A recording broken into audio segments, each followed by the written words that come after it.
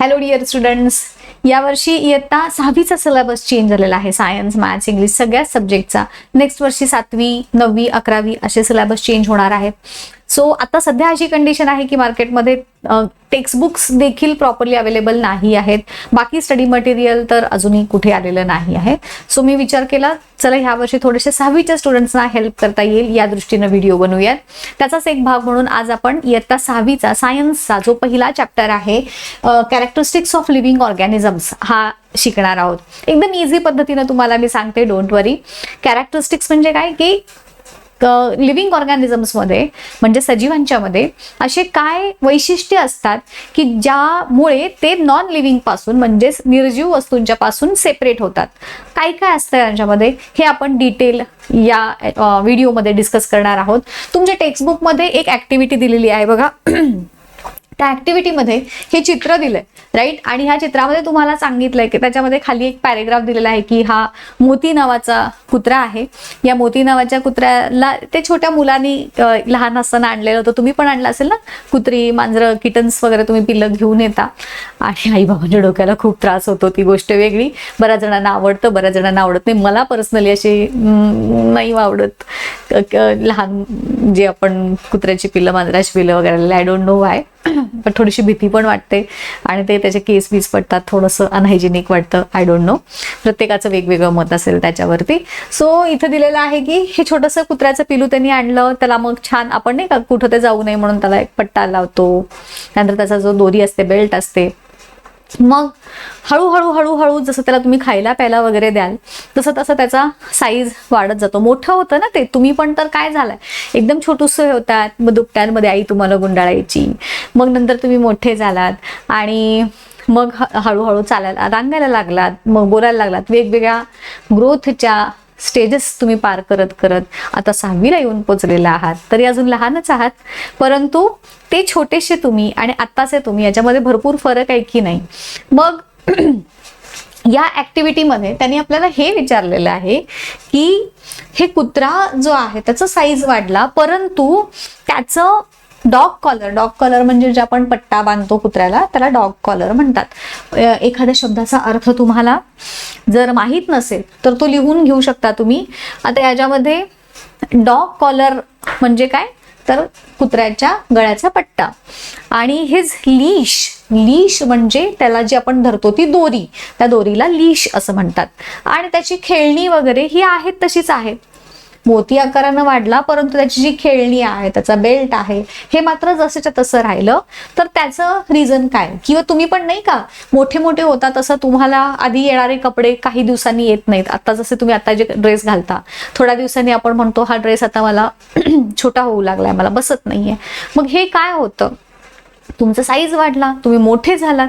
मग मोठं होणं म्हणजे काय की आपण लिव्हिंग आहोत म्हणून आपला साईज वाढला. मग ह्या ज्या गोष्टी आहेत लिव्हिंग आणि ह्या जे कॉलर, लीश किंवा बाकीच्या ज्या नॉन लिव्हिंग वस्तू आहेत त्याच्यात आणि आपल्यात नक्की काय फरक असतो की ज्याच्यामुळं आपण आणि ते डिफरन्शिएट होतो, असा पार्ट आपल्याला आजच्या लेक्चरमध्ये डिस्कस करायचा आहे. इथे एक चित्र दिलंय. या चित्रामध्ये जरा ऑब्झर्व करा रे. आणि काय खाली विचारलंय बघा, as shown in the picture, वेगवेगळ्या गोष्टी दाखवल्यात. Which of them need food, खालीलपैकी कोणत्या, ह्या चित्रामध्ये ज्या ज्या वस्तू दाखवलेल्या आहेत त्यांपैकी कोणाला फूड लागतं, खायला अन्न लागतं. Which things in the picture don't grow, कोणत्या वस्तू वाढत नाहीत.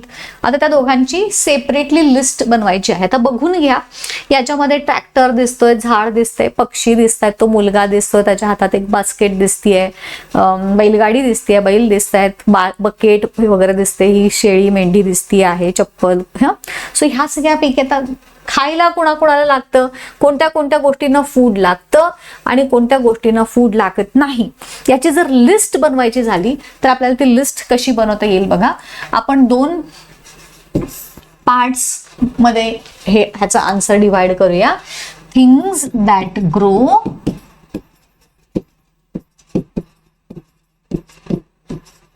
तुम्ही पण ह्याचं उत्तर लिहू शकता कारण आता ह्याची उत्तर तुम्हाला कुठे दुसरीकडे मिळणार नाही आहेत. Things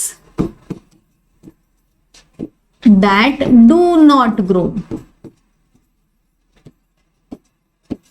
म्हणजे ज्यांना अन्न लागत नाही, जे ग्रो होत नाहीत, त्या काय होत्या त्या चित्रामध्ये. आता आठवा, आपण सगळ्यात पहिल्यांदा ज्या वस्तू ज्यांची वाढ होते त्या वस्तू बघूयात. जर आपण रंगीबिरंगी पेनचा पण वापर करू शकतो इथे. कोणता रंग घेऊयात रे, तुम्हाला कुठला आवडतोय? हा घेऊन बघूयात चला. पहिला ग्रो होणार तो फार्मर होता, बरोबर. तो फार्मर होता, त्याच्याबरोबर त्याचा मुलगा होता, सो त्याला मी बॉय म्हणूयात. तिसऱ्या नंबरला अजून काय काय होतं त्या चित्रामध्ये? पक्षी होते ना, सो बर्ड्स होते. अजून काय होतं रे? शेत होतं ना, ते शुगर केन होतं, ऊसाचं शेत होतं, सो शुगर केन क्रॉप असं म्हणूयात आपण. शुगर केन क्रॉप होता. त्यानंतर ट्री होता एक मोठा, मला ट्री आठवतोय. त्यानंतर कोंबड्या होत्या ना रे, हेन होत्या, हेन. त्यानंतर चिकन, त्याच्या कोंबडीची पिलं देखील होती. CKEN, हा स्पेलिंग व्यवस्थित बघून घ्या. काऊ होती ना एक, तिथं काऊ पण होती. येस, आणि गोट पण होती. अजून काय होतं आठवत आहे का बघा?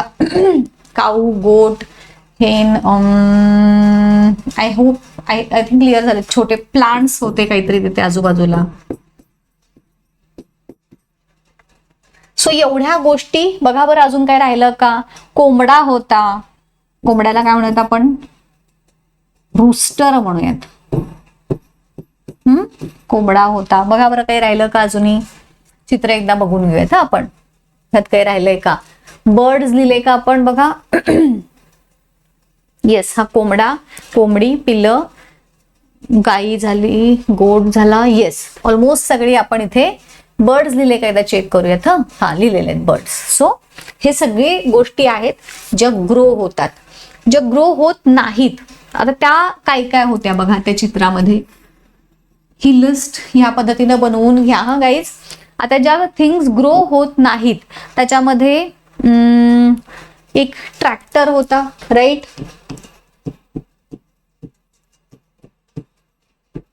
त्यानंतर बैलगाडी होती.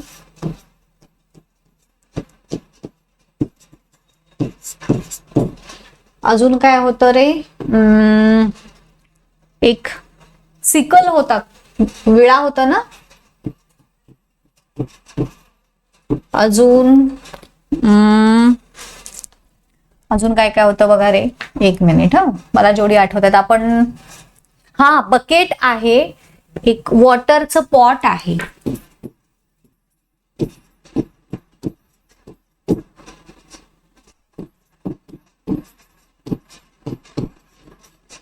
माठ आहे ना, त्याला आपण वॉटर पॉट म्हणूयात. बकेट झाली. अजून काय आहे इथे बघा? नॉन लिव्हिंग मध्ये हा, त्या मुलाच्या डोक्यावर एक बास्केट दिसते आपल्याला, राईट. सो बास्केट किंवा टब म्हणूया, टब. अजून काय राहतं का बघा इथं आठवून? त्या माणसाची चप्पल एक होते ना रे, स्लीपर्स. किती छान ना, तुमचं सिलेबस एक मस्त आहे. असे लिस्ट बनवा वगैरे, एकदम सोपं करायचंय. त्यानंतर बास्केट झाली.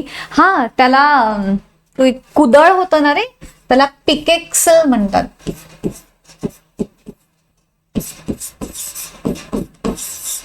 पिकेक्सल म्हणजे आपल्या pickaxe, sorry.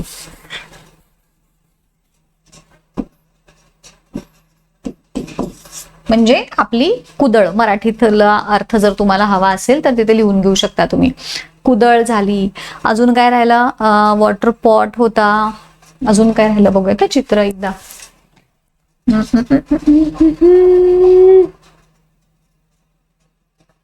Yes, everything I think clear झालेलं आहे.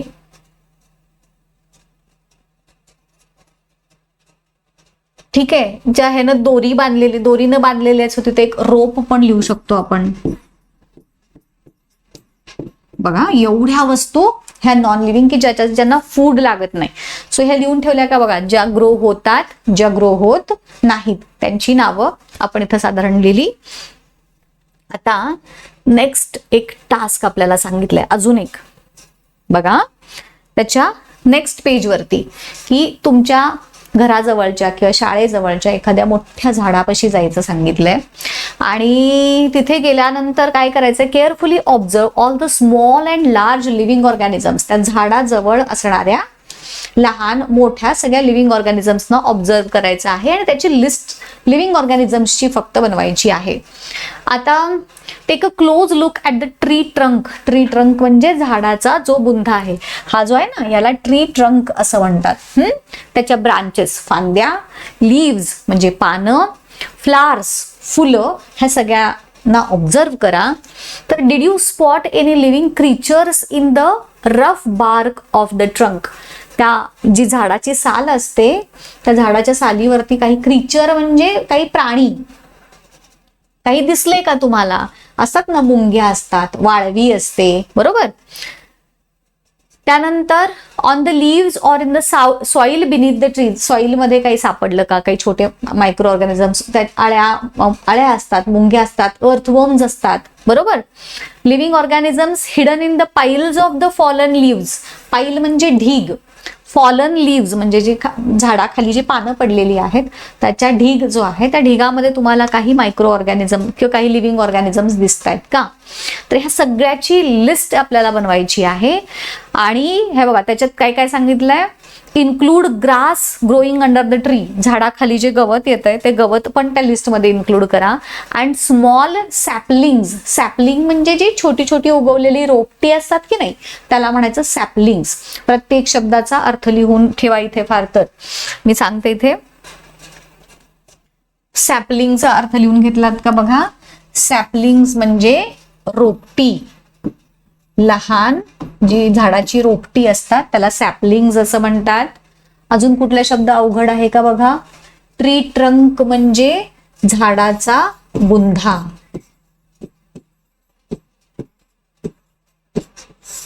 किंवा त्यालाच तुम्ही झाडाचं खोड म्हणू शकता. हा जो भाग आहे ना ह्याला ट्री ट्रंक असं म्हणतात. अजून कुठला अवघड शब्द. ब्रांचेस म्हणजे फांद्या, झाडाच्या फांद्या. लीव्स म्हणजे पानं, हे तर तुम्हाला माहितीच आहे. ठीक आहे. अजून काय राहिलं का याच्यात अवघड शब्द कुठला आलाय का बघा अजूनही. तर हे शब्द लिहून ठेवा. फॉलन लीव्स म्हणजे पडलेली, झाडाखाली पडलेली जी पानं आहेत त्याला फॉलन लीव्स असं म्हणतात. आता जसं आपण ही लिस्ट बनवली आता तशाच पद्धतीनं अजून एक लिस्ट आपण बनवूयात ज्याच्यामध्ये झाडाच्या आसपास कोणते कोणते लिव्हिंग ऑर्गॅनिझम्स आपल्याला दिसून येतात ते लिहूयात. हा चला आता त्यात त्यांनी पहिल्यांदा जे सांगितले ते इन्क्लूड करूयात. काय सांगितलंय त्यांनी, ग्रास सांगितलंय इन्क्लूड करायला. झाडाखाली जे गवत उगवतं ते गवत सांगितलंय आणि स्मॉल सॅपलिंग्स पण त्याच्यात इन्क्लूड करायला सांगितली. सॅपलिंग्स म्हणजे काय सांगितलं तुम्हाला, छोटी छोटी झाडं ही त्याच्यामध्ये असतात. अजून काय असतात तर मोठं ट्री तर आहेच आहे आपलं, जे मुख्य जे झाड ज्या झाडाजवळ तुम्हाला जायला सांगितलंय ते झाड पण ह्याच्यामध्ये आपल्याला इन्क्लूड केलं पाहिजे ना. सो ते आपण करूयात. ट्री झाला. ट्री नंतर त्याच्यावरती मुंग्या असतात म्हटलं मी तुम्हाला, ॲन्ट्स छोट्या छोट्या मुंग्या असतात. त्यानंतर अर्थवर्म्स असतात, होय की नाही, गांडूळ असतं.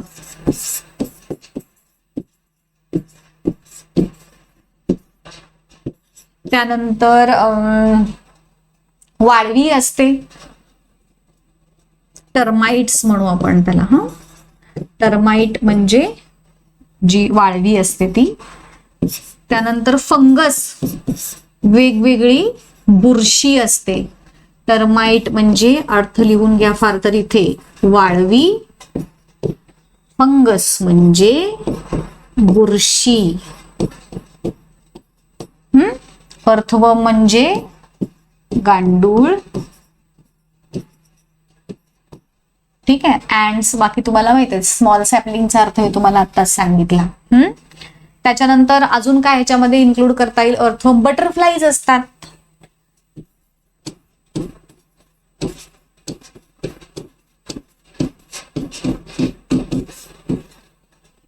अजून काय ऍड करता येईल बघा बरं, आठवा. बटरफ्लाईज म्हणजे आपली फुलपाखरं असतात. फुलपाखरं, वेगवेगळ्या बीज, माशा असतात.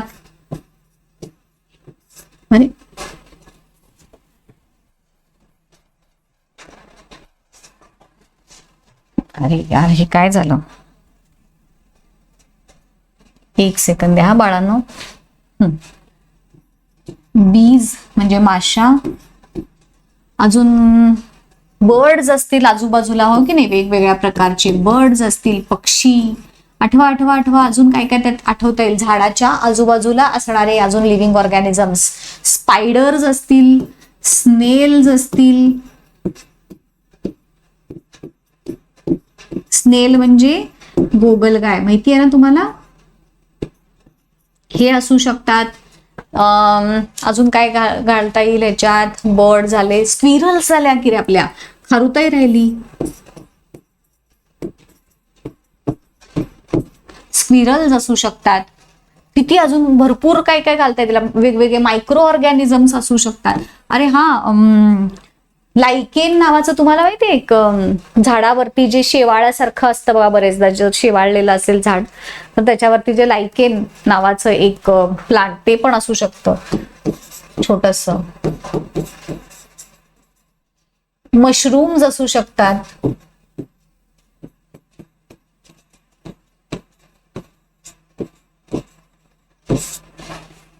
ठीक आहे. सो एवढे लिव्हिंग ऑर्गॅनिझम्स ह्या एका मोठ्या झाडाजवळ अजून असू शकतात. मायक्रोब्स लिहिले का रे आपण? नाही लिहिले. अजून आपल्या डोळ्यांना न दिसणारे असे मायक्रो ऑर्गॅनिझम्स, म्हणजे जे उघड्या डोळ्यांनी आपल्याला दिसत नाहीत ते पण लिव्हिंग ऑर्गॅनिझम्स. डास असू शकतात आपले, मॉस्किटोज असू शकतात, ते लिहूयात आपण. फ्लाईज लिहिलेत का रे आपण? मॉस्किटोज.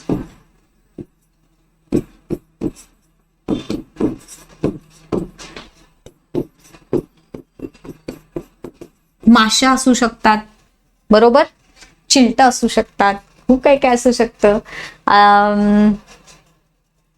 एवढी लिस्ट आतापर्यंत बास झाली. अजून तुम्ही ह्याच्यात काय ऍड कराल तर ते मला तुम्ही कमेंट करून सांगायच्यात. आपल्याला अजून काय काय नावं ऍड करता येतील झाडाचे जे जवळपास असणारे जे लिव्हिंग ऑर्गॅनिझम्स आहेत, त्याची एवढी आपण जवळजवळ 17-18 नावांची लिस्ट बनवली.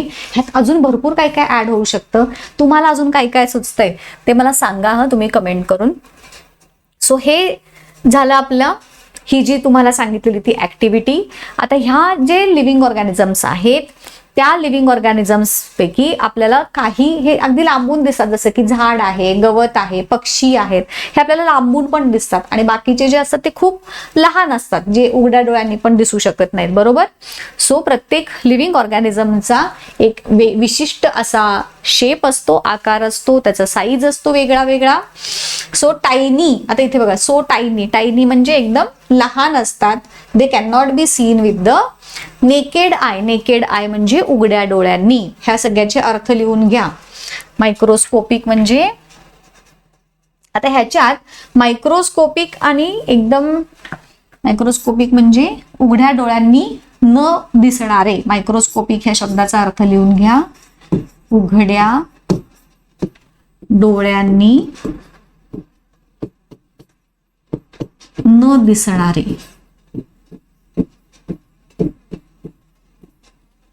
ठीक आहे. टायनी म्हणजे एकदम लहान. टिनी म्हणायचं नाही, याचा उच्चार टायनी असा करायचा, एकदम लहान. टायनीचा अर्थ एकदम लहान. विथ द नेकेड आय म्हणजे अगेन तेच, उघड्या डोळ्यांनी न दिसणारे. रिगार्डलेस म्हणजे कितीही अशा वेगवेगळा साईज कसाही असला तरी, असं जे म्हणतो ना आपण, असं असून सुद्धा त्याला regardless. Their size, every living thing needs air, food and water. लहान असू देत, मोठं असू देत, काहीही असू देत, प्रत्येक लिव्हिंग ऑर्गॅनिझमला हवा लागते, अन्न लागतं आणि पाणी लागतं. दे गेन एनर्जी. गेन म्हणजे मिळवणे. दे गेन एनर्जी. गेनचा अर्थ मिळवणे. From food which allows them to grow. So त्यांना जी एनर्जी मिळते, ऊर्जा मिळते, ती कशापासून मिळते? जे आपण फूड खातो त्या फूड पासून आपल्याला एनर्जी मिळते. सो ही ह्या चॅप्टरची एक बेसिक सुरुवात झाली, इंट्रोडक्शनचा पार्ट झाला. ह्याच्या पुढचा पार्ट आपण नेक्स्ट व्हिडिओमध्ये बघूयात. कसा वाटला व्हिडिओ मला सांगा आणि जास्तीत जास्त स्टुडंट्स पर्यंत हा व्हिडिओ पोहोचवायला विसरू नका. ठीक आहे, thank you and all the best.